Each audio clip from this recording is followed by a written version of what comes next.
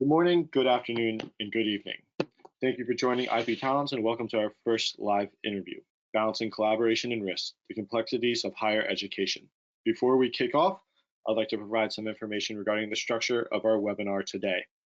We ask that the webinar members hold their questions till the end of the interview today during the Q&A section. There are two options when asking questions. First, if you use the raise hand function, we can unmute your mic and you can ask the question verbally. The second option is to use the chat option. You can send the message to the entire group or privately to me. Without further delay, I'd like to introduce our host, Stefano Serafini. Stefano is Executive Vice President, Europe of IPTalons. Stefano is a former senior leader and manager with the U.S. government executive branch with nearly 25 years of experience focused on national and international security and risk analysis. Stefano holds a master's in national security studies with a minor in cybersecurity strategy from the prestigious National Defense University's Eisenhower School. He also holds a Bachelor of Science degree from the University of Southern California. He currently splits his time between the United States and Europe. Welcome, Stefano and Carl, and over to you. Thank you, Trevor. Hello, everyone, and welcome to the latest in our monthly webinar series. Today is entitled Balancing Collaboration and Risk, the Challenges and Complexities of Higher Education. Today, I have the distinct honor and pleasure of emceeing our inaugural live interview webinar with IPTalons' very own Executive Vice President for Academic Engagement, Carl Taylor. Now, before joining IPTalons earlier this year, Carl had already established himself as a subject matter expert in multiple security-related fields. Carl spent 30 years serving his country in the U.S. Army as a military intelligence commissioned officer and later as a civilian special agent intel officer with the Department of Defense. A combat veteran, Carl's focus covered areas such as counterintelligence and counterproliferation investigations and operations. After retiring from the U.S. government in 2015, Carl was quickly hired as the Chief Security Officer for the University of Kansas, where he developed and then led the Office of Global Operations and Security. Now, this office was responsible for security management, export compliance, the protection of research, and risk threat identification university-wide. Carl has provided security program assistance to myriad academic institutions as well as the U.S. government. He has served as on the executive board for the Association of University Research Security Professionals, formerly known as the Academic Security and Counter-Exploitation Program, or ACSI.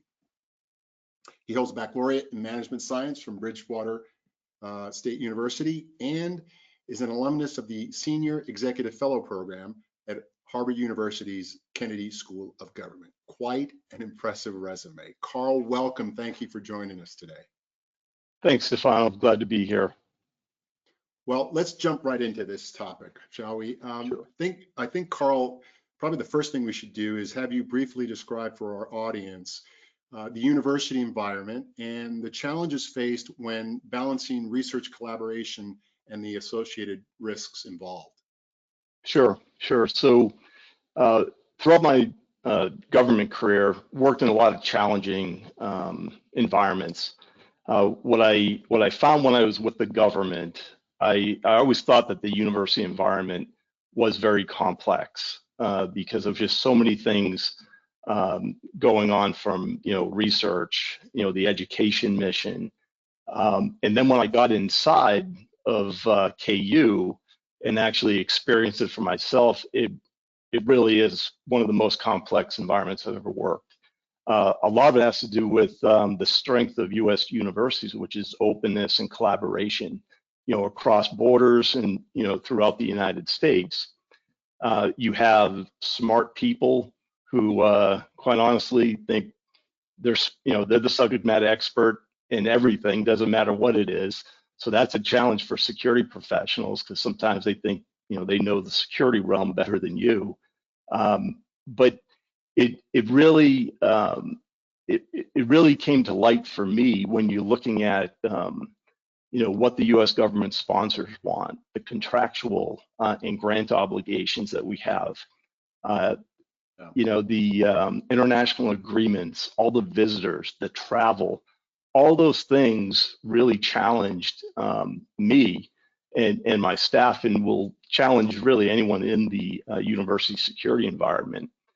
To me, one of the biggest challenges really for academic security officers is that openness and collaboration. It's a strength, but it's one of our largest vulnerabilities.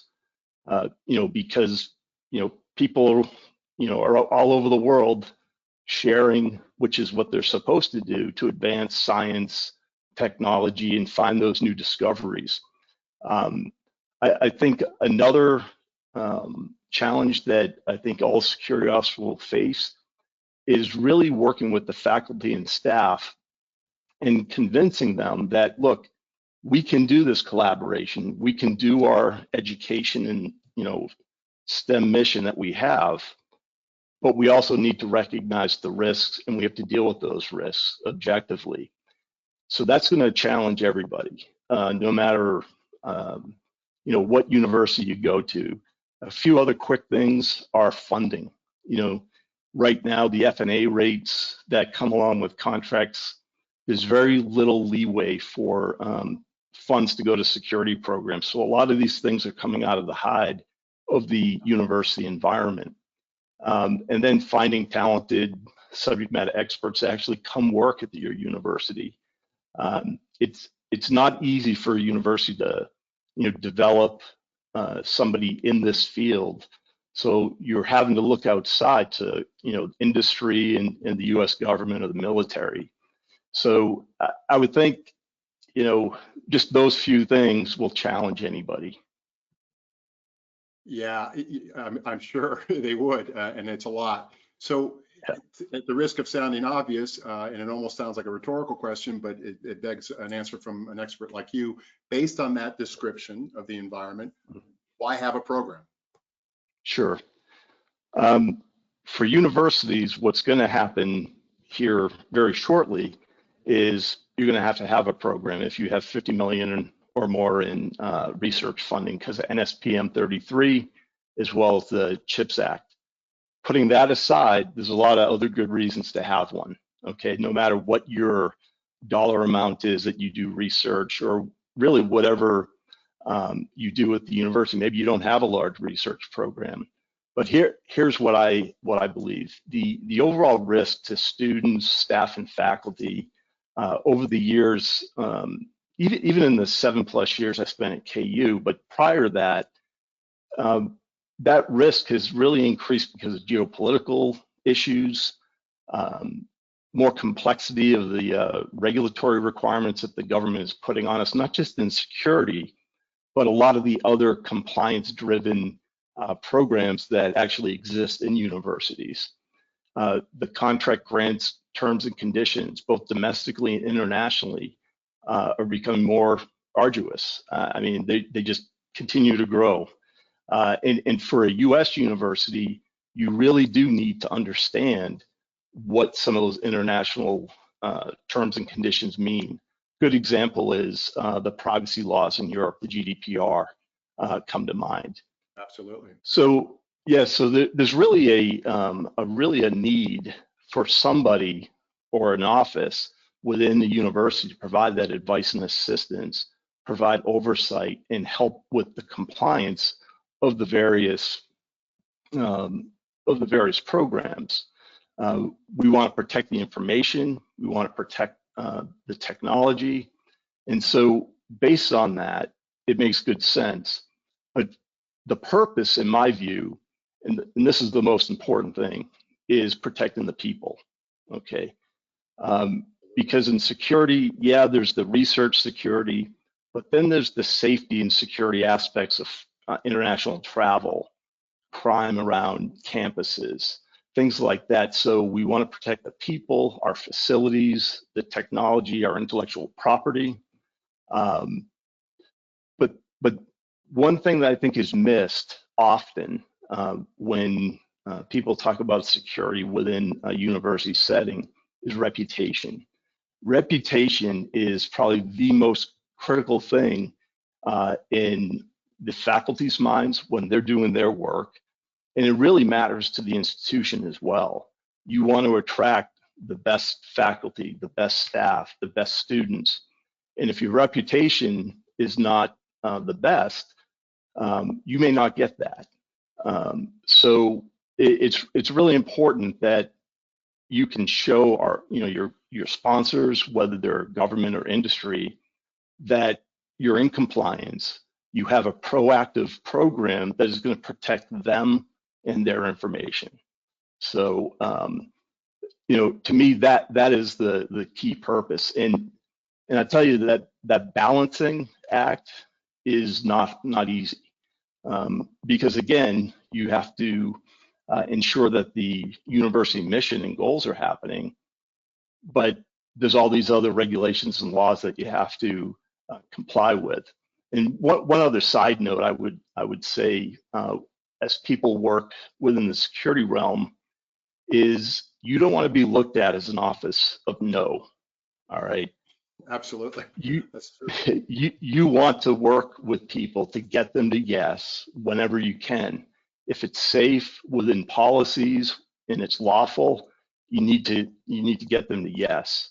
You may have to deviate a little bit from what they want to do, fully, but you will, in my view, gain more trust by the faculty and staff and students by actually showing that willingness to work with them and get them where they need to be so they can complete their research pursuits or their academic pursuits.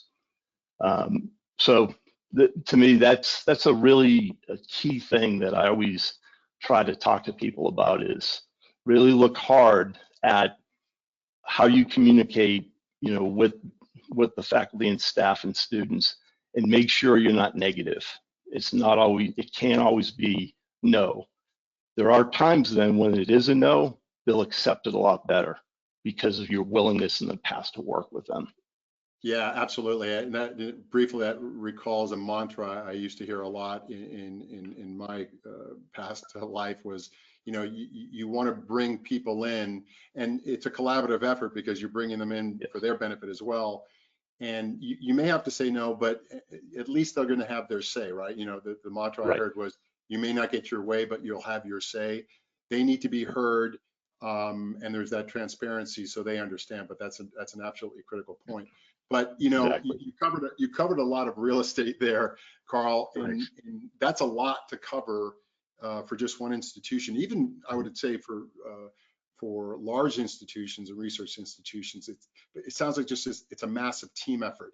And you mentioned, I think you referenced some stakeholders. Who are the critical stakeholders who should be involved in this? Yeah, sure. It definitely is a team effort. You can't do it alone, especially in a university.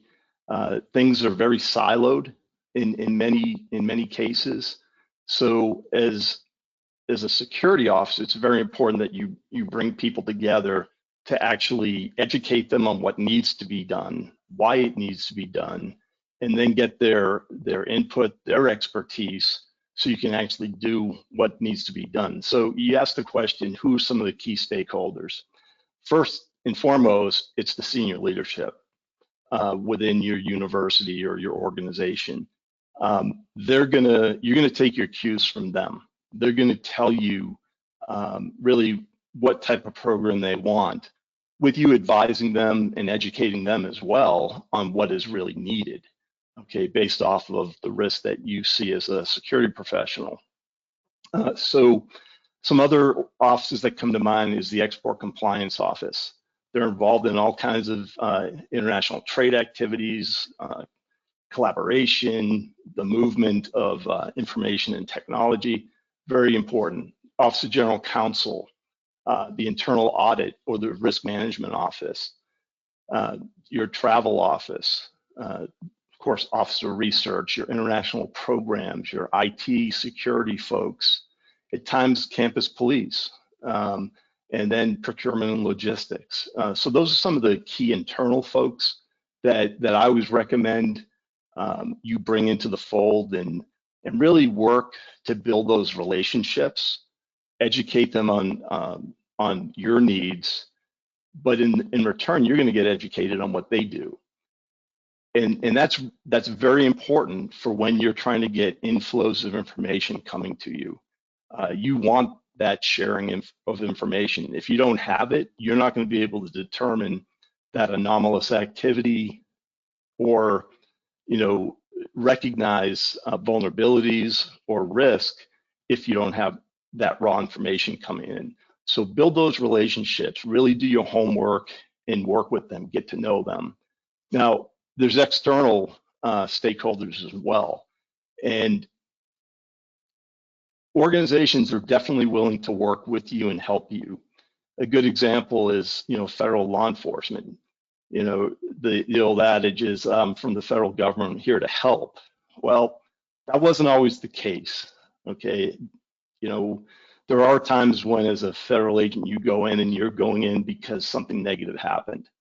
But what I will say is an example would be the Federal Bureau of Investigation. They have changed over the years that I've worked with them, and in my government career and how I've worked with them in academia. They truly are willing to be partners. One of the things I always told the agents that came out to see me is, you got to give me something if you want something. There has to be that sharing of information. They have to be willing to help you with threat information. You can then integrate them into some of your security planning, your technology control plans. They can help you with educating people through awareness briefings, things like that. So you want to build those relationships, and every office has a little bit different culture. At the FBI, Sure. some folks are more helpful than others, but find those individuals that are helpful. And the same goes for whether it's Homeland Security or any other Department of Defense organization that is affiliated with the sponsors that you may have. And that brings me to, ask the sponsors for help. If you're trying to put together an operational security plan around a program, you have to get input from them on, okay, what's your OPSEC plan? What do you see as the vulnerabilities? And then you work that information into your own plan as well. And you can then share your plan with them so they have a better overall understanding. If you have a cleared facility, you're working on classified research, the Defense Counterintelligence and Security Agency are key partners that you have to work with. And then there's outside vendors, contractors. You may not have the expertise internal to your organization, or maybe the relationships aren't great initially outside of your organization. That's where I think vendors and contractors can come in. They can provide you expertise and instant capability and subject matter experts to actually help you develop the program or enhance your program. They may know people in, say, the FBI office and they can foster, more communication and engagement for you. So again, remember, internal stakeholders are critically important for you to be successful, but don't forget about those external ones. Yeah, absolutely. And that is, there was a popular phrase that's probably still used in government circles, the whole of government approach. This is a kind of a whole of team approach, and you have the internal stakeholders who obviously are closest to the asset that needs to be protected, but the external ones who have the expertise, and so the team that's working on this doesn't have to reinvent the wheel. That's right. We're talking about risk, right, and balancing the risk with the collaboration. Carl, how does one address the risk calculus? I imagine, beyond identifying there's a problem, somebody comes to you and says you have a problem, that's not helpful. Right. There needs to be some type of so what now analysis done, I would imagine, correct? Correct. The best security is when you're proactive. Again, you mentioned somebody comes to you with, okay, this happened. That's not where you want to be. You want to be proactive. So it takes, again, working with others. One of the things I talk to a lot of people about up front is the use of the risk equation. Okay, and it can really help you through really most security operations. It can help you in other ways as well. The risk equation is basically risk equals the function of threats times the vulnerability divided by the consequence and value. So there's certain information you'll get from your inflows of information that I just mentioned earlier. There's information that you'll get from your external partners. So that all comes into that equation to figure out what the threat is. Within your organization, you're probably in the best spot, along with the faculty or staff that you're working with, to figure out what the vulnerabilities are. Some of them you can figure out on your own. Good example would be physical security. If you don't have a lock on the door, that's a big vulnerability if you're doing export controlled type research. So you'll be in a position to find those vulnerabilities. And then really the consequence and value comes from your prioritization in within your organization, from leadership, again, input from other faculty members or researchers. So to me, that's an important thing to use as a tool. But you're exactly right. Raw information by itself isn't going to solve your problems. You have to take that information and you have to know what to do with it. You have to be able to interpret, okay, what does this really mean to me from a safety, security standpoint, the protection of our intellectual property. And again, that's not just something that you do by yourself. It will take others to help you, do that. And again, those others could include some of those stakeholders, that I mentioned earlier, or it could be external help from the federal government or from contractors or people that you have a trusted relationship with within your university. The senior leadership again comes into play. They're going to set your risk tolerance. They're going to really articulate to you what type of program they want. And again, every program isn't the same. No organization is the same. You have to right size it for you and the people that you work with. So, that risk tolerance is very important in that calculus because, if one place you've worked, maybe they weighted, one thing more than where you are now. So again, you have to work through that. You have to determine what your resources are. Do you even have the resources to do what has to be done from a security standpoint? Maybe you have a physical security program that works well, but do you have the ability to analyze that raw data and determine that anomalous activity that could then come back and be a negative event for your organization? So know your resources, prioritize what has to be protected. You can't protect everything, and you never will have the resources to do that. I can almost guarantee that.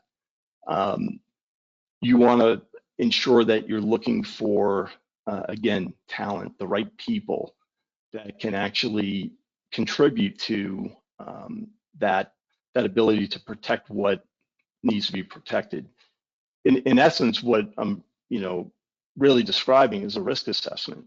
You have to do that, for your program as a whole, but then you have to do risk assessments for, at times, individual research projects or other programs that you're involved in. Right. So again, finding that right mix of people is a challenge at times, but it's doable. Yeah, and it's not an easy task. It can be a big lift. No. Right. But again, in your experience then, because you mentioned, you can't do it alone, and you certainly should rely on experts. Let's kind of flip the script here. What are the pros and cons, Carl, in your experience, to research institutions trying to do this all in-house. Let's just say it's a big institution. They've been around. They're top tier one research university. They may even have an existing research security program that's up and running. Right. What are the pros, cons? Put another way, what are the pain points that they should consider when evaluating whether to seek outside assistance Sure. in setting up or even augmenting an existing research security program? Sure. We'll take the pros first. An existing internal program with security professionals, you should know your organization. That's really important in actually executing a security program. You should, or in theory, should have relationships with those key stakeholders already. I can tell you again, because of the silos and the tempo of things that go on, that doesn't always happen. I don't care if you're in industry or university or within the federal government. There's, those things just don't happen all the time by themselves. But I would say that, from the con standpoint, sometimes that familiarity with the organization, the program, is actually a weakness, because I think you're more willing at times to give the benefit of the doubt, to rationalize things away that, okay, yeah, we have a policy already, but the question is the policy being followed? Is it being enforced? So at times also you lack subject matter expertise. Again, you may have a security program that understands physical security, that maybe works on international travel, but do you have people that can actually take large amounts of data, which there is in the university, and make something of it? Take that raw information and turn it into a product that's actionable by a decision maker. That doesn't always, that's just in my experience, is a weakness. Time. You don't have the time a lot of times or the capacity to actually do a lot of the work that has to be done, like that analysis. The analysis is very, very time consuming, to take all of this anomalous activity or raw information and, okay, what does it mean to my program? What does it mean to, say a specific radar program or guidance program? So I think,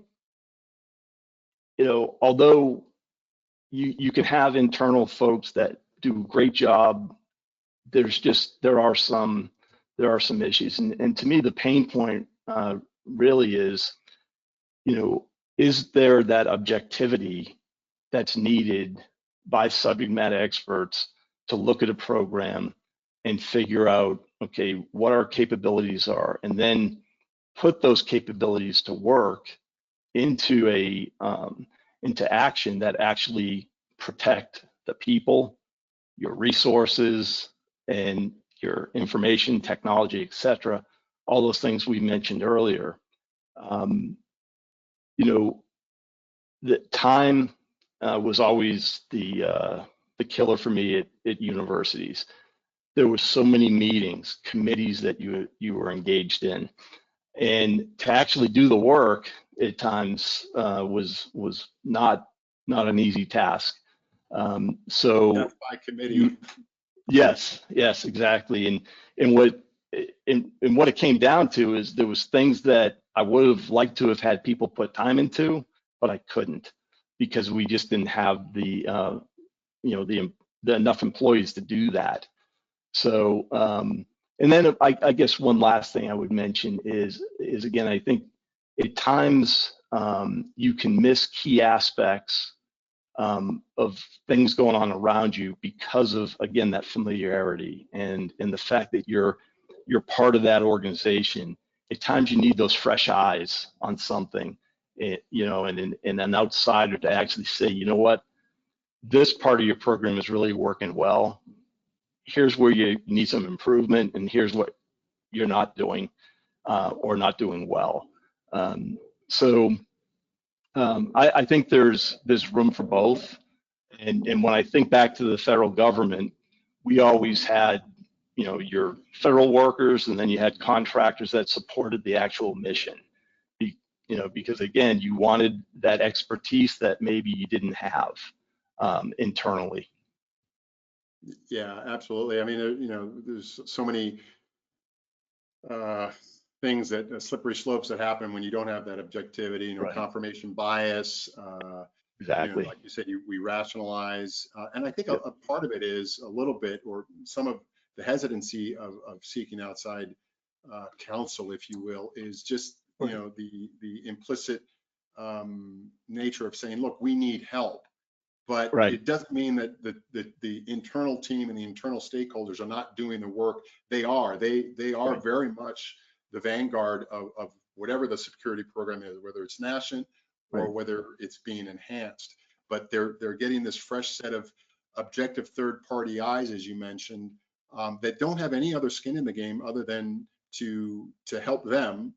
Right. And also in the larger context of what we're talking about, especially across national security and economies. And this just doesn't apply to the United States. It can apply to any, Exactly. country. It's protecting that innovation, so those economies and those countries can maintain that advantage in Right. this day and age of high competition. So all incredibly Right. important points, no doubt, Carl. Thank you very much.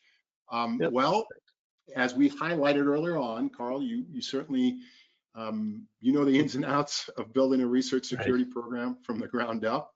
Hopefully, Yep. our audience today gained some valuable takeaways from your answers, and especially so. how they can avoid long lag time that you referred to in setting up a program, Right. and some of the more, I would say, heuristic tips or pieces of advice for not just quickly establishing a program, but again, ensuring it is as robust as possible, even if it's already been in place for a while.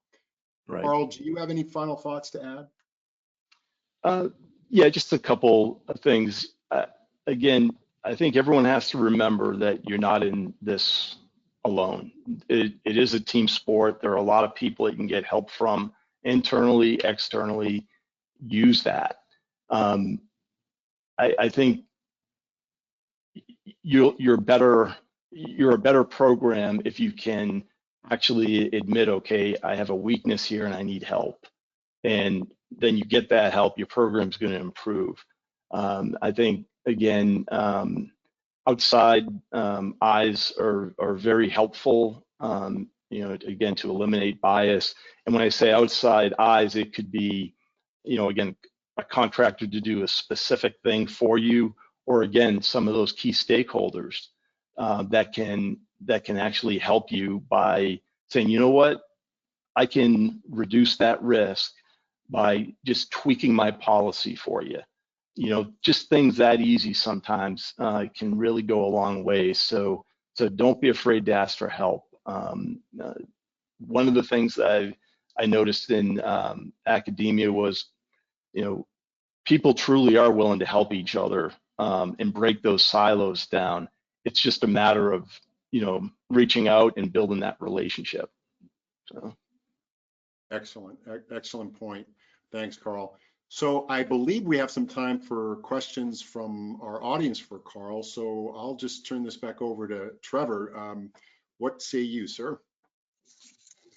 First off, great job, guys. Wanted to start off here so we can give a minute for the audience to ask their questions if they want.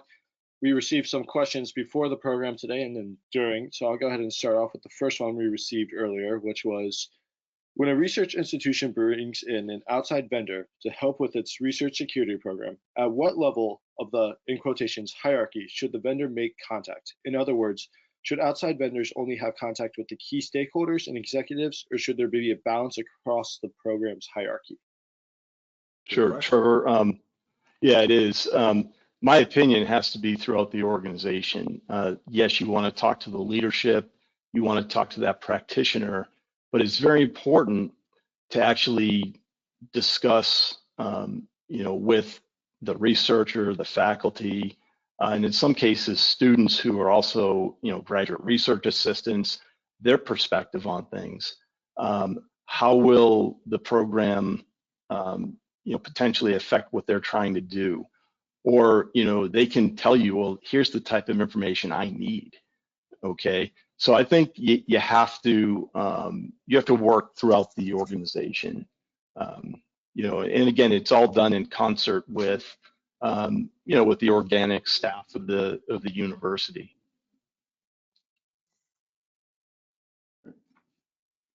Wonderful. And I go ahead and ask an additional follow-up question that was sent through the chat here to us. This individual would like to know, how often should programs complete assessments to calculate their risks? Should it change over time or stay pretty consistent throughout the program's history? Yeah, that's always it's always something that the senior leaders ask too, I think. You always have to have a baseline. So I think an initial very robust risk assessment needs to be done, whether it's to an individual program, say you're working a research program on on a new aircraft. You're going to have to do that risk assessment, but you also have to look at the bigger picture. So that first assessment really needs to go from the macro to the micro level, and then from year to year, I would say you re-look at that assessment, you dust it off, and you truly assess. Okay, this worked, this didn't work. Here's where I have a gap in information, and then you work to basically move that assessment forward to deal with maybe changes in vulnerabilities and threats. So there has to be an ongoing process. It's just not a one and done. Okay, there's a life cycle that just continues to go when you're actually looking at a security program or a project security type program.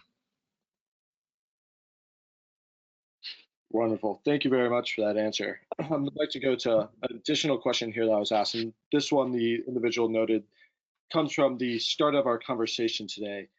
And they introduce themselves and say that they're pretty new to the research security program and management field. And they said, you mentioned convincing staff to collaborate with research, with the research security program can be a little tough or uneasy at first because of those differences. And so their question, they would say, for a beginner, how would you suggest they start in that conversation? Sure. Great point, great question. It really is. The way I recommend to people and what I've done is, you go, you introduce yourself, you explain a little bit about why you're there. You need to be transparent and upfront with the person, but show interest in what they do. Ask them, can you explain to me what you do? And let them talk. Let them teach you about their research.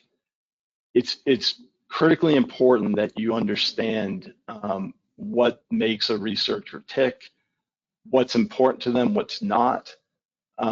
As they're talking, and again, faculty and love to talk about what they do, and a lot of it is because they're excited about what they do. They think what they do is important, and it is. So draw that information out of them and start forming that partnership. It's going to then help you ask additional questions. They'll tell you again, well, I'm collaborating with these people at this university in this country. So it really has to be a conversation and a dialogue. That is always the best way, in my view, to start any relationship when you're looking at developing a security program or providing that support that you believe is needed to a specific project that's being worked. Couldn't agree more, and certainly an excellent answer there. This one also came this next question came during the conversation today. They said, with your discussion of universities keeping geopolitical issues in mind, sometimes the media can focus on current things and sometimes it doesn't. Uh, with kind of that flux in the focus on current issues, should the programs themselves flux with that? Should they be more focused at certain points to strengthening their security? Or as maybe some issues fall out of the media's attention, should they increase and decrease with that? Or should it remain kind of stable across the board? Yeah. Here's my view on that. There's a great deal of open source information that can be very helpful to you understanding a geopolitical issue or what's going on in negotiations between two countries. So I think that's an important information source, but you have to be, I think, have a little bit more curiosity than just what you read in the paper. You're going to have to dig for other information.